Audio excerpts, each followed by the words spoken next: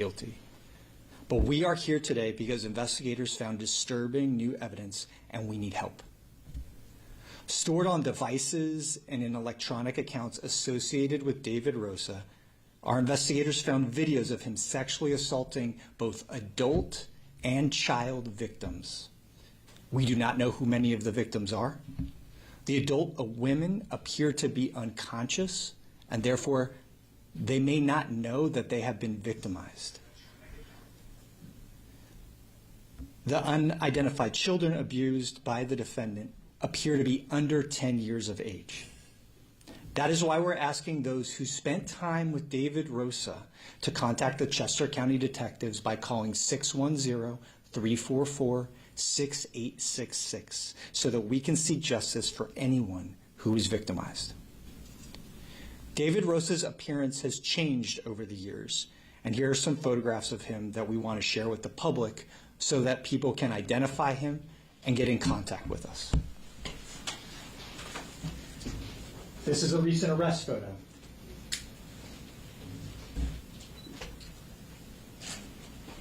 This is a second arrest photo.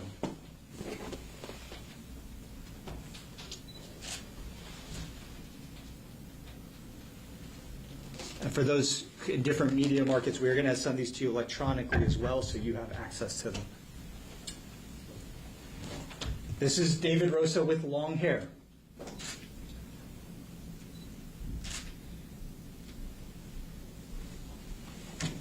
This is David Rosa without any facial hair, wearing a cap.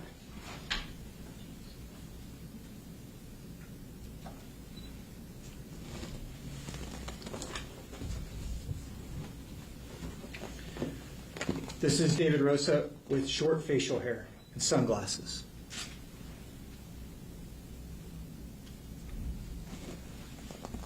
And this is a room that investigators are trying to identify the location of that's pertinent to the investigation.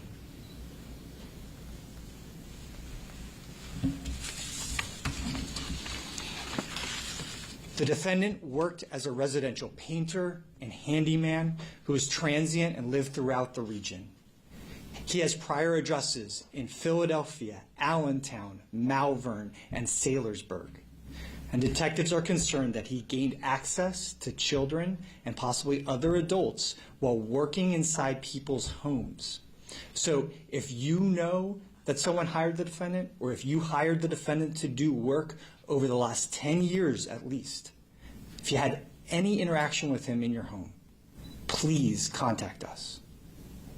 In short, what started as a series of tips from our Internet Crimes Against Children Task Force in this region quickly evolved into a multi-county investigation into sex offenses against women and children, documented by this defendant on video and through still photographs.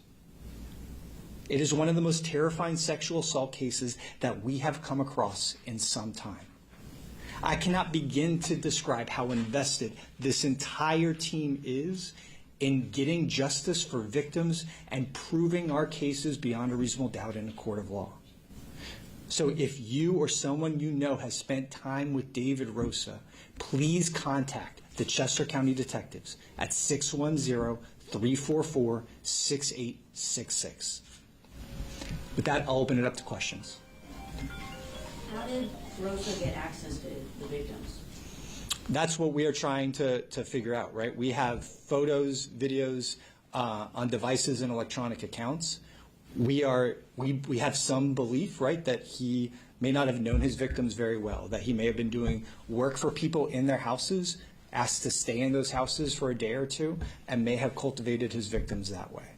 So again, this is why we gave the background about all the different areas that he's lived and his background. He's also a very short individual. In the end, we are trying to identify victims that have appeared that we know exist because we've seen the photographs and videos.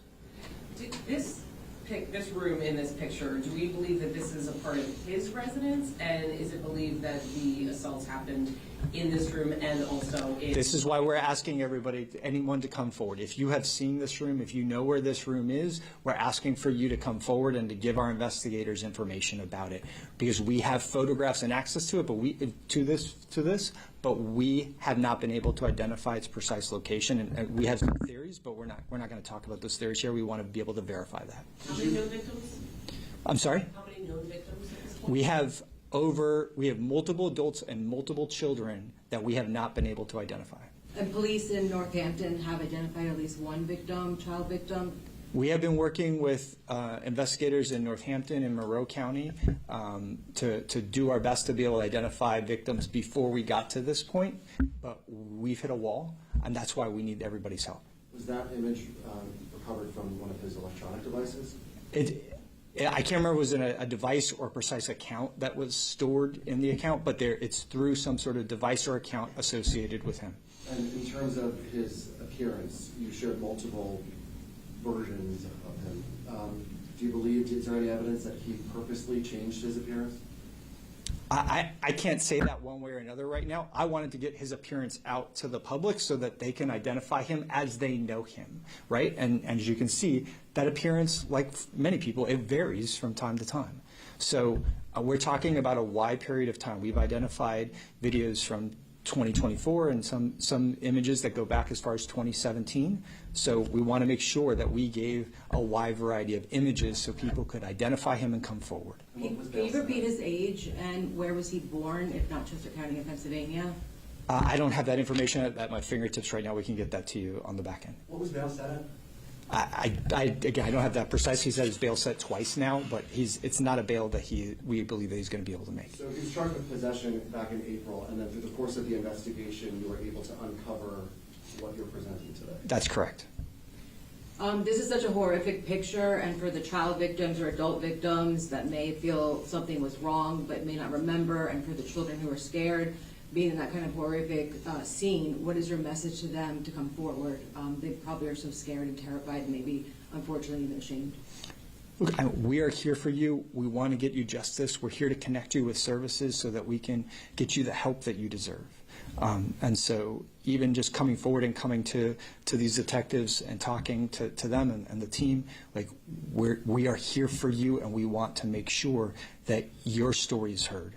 Your office has investigated cases of sexual abuse before.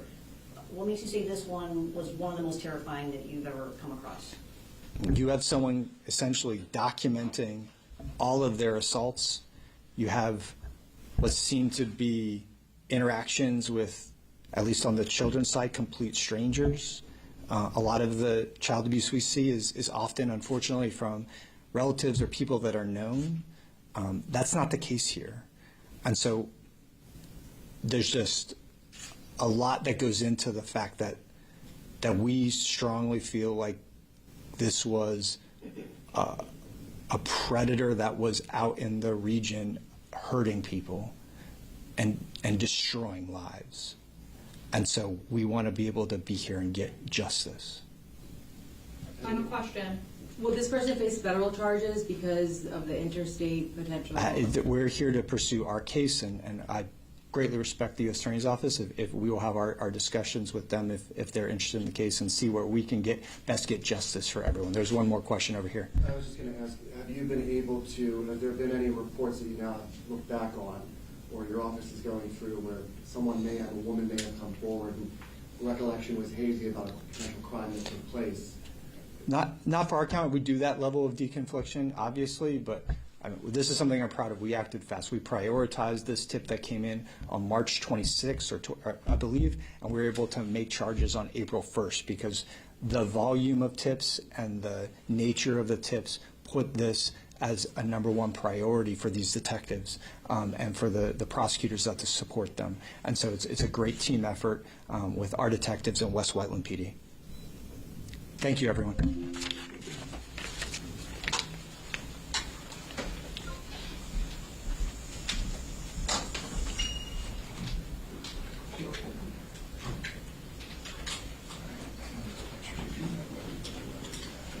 I slide this forward, guys? I got a shit angle in here. Yeah, there's a lot of glare on it.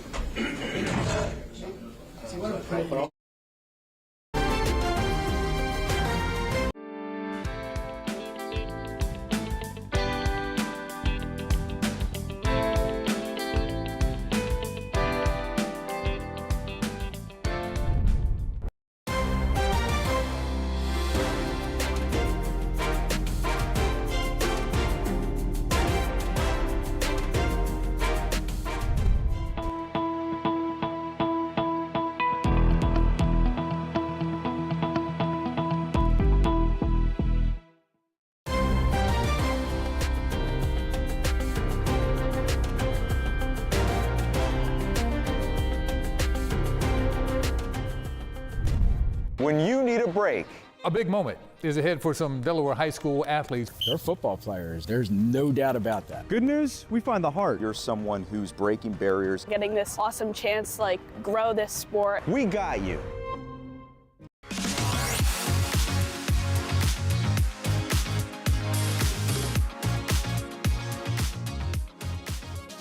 Heart, hustle, home. CBS News, Philadelphia.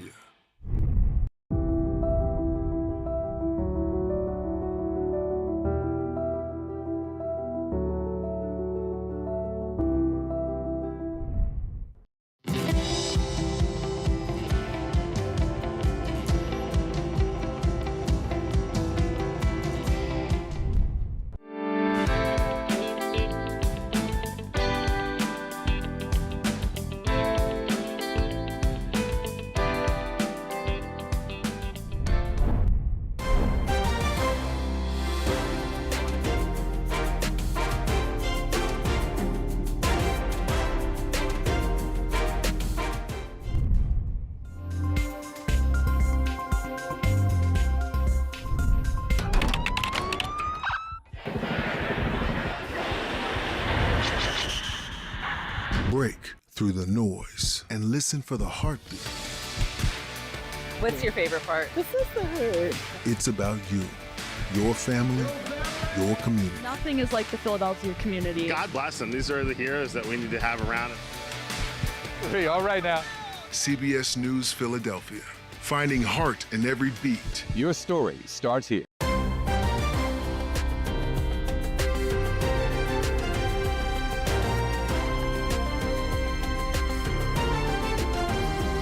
Well, we do have a heads up now for late night and overnight drivers on the Schuylkill Expressway this week. Market Street Bridge construction will close westbound I-76, that is, from 9 at night to 5 the next morning, starting tonight and running through Thursday. Adding to the area congestion, the center lane of Market Street will be closed between Schuylkill Avenue and 30th Street. Now, all of this comes as PennDOT prepares for a $148.9 million renovation of that bridge. Next month, PennDOT will close the Market Street Bridge to vehicles entirely, and that will last for more than a year. PECO workers have officially ratified a new contract. The deal bringing an end to the union's first ever strike earlier this month. 97% of IBEW Local 614 members approved this agreement. A union spokesperson says that they were able to get most of their major priorities included in this deal, including full retirement, medical coverage for all members, and significant general wage increases. It is now effective through March of 2031. If you are interested in a career in law enforcement, Marple Township Police Department in Delaware County is hiring. Starting today, the department is accepting applications to take a police exam. The minimum requirements for the township include being a U.S. citizen and at least 21 years old. The application deadline is October 19th. Coming to you from the Hyundai Virtual Next Weather Sphere, this is Next Weather. And good Monday afternoon to you. I'm CBS Philadelphia meteorologist Grant Gilmore. Just a beautiful start to the week. Temperatures will be near normal in the mid and upper 80s. The air quality is so much better than it was toward the end of last week. Tomorrow, though, a next weather alert due to the threat for some storms rolling in, especially through the second half of the day. That will come with a severe threat by Wednesday, though. Maybe just a couple of spotty showers. Most of that's to the south, and honestly, most of that should be clearing out as we go throughout the day. Looking ahead to tomorrow, a level 2 out of 5 threat for severe storms, damaging winds, and tornadoes. Probably the main concern, but heavy rainfall and flash flooding will be also a concern. A greater risk for that severe weather generally west of our area, but that heavy rainfall threat could result in some flash flooding. We've got a slight risk for that excessive rainfall that could result in some of that flash flooding. A warm front will lift to the north as we go through the evening and overnight, so that'll increase the cloud cover, maybe a few passing showers as we head into early tomorrow morning. Otherwise, most of the more organized showers and thunderstorms develop through the afternoon, really between 3 and around 7 o'clock tomorrow evening. A couple of storms could produce some damaging winds along with that heavy rainfall, but that all should start to clear out as we go into early Wednesday morning. Still a couple of lingering showers out ahead of the actual cold front Wednesday morning, but again, that will start to clear out as we go throughout the day. So a next weather alert because of that severe weather threat, with damaging winds being the primary concern, tornadoes possible, and that heavy rainfall. The main window of that severe weather will be between 3 and 7 o'clock.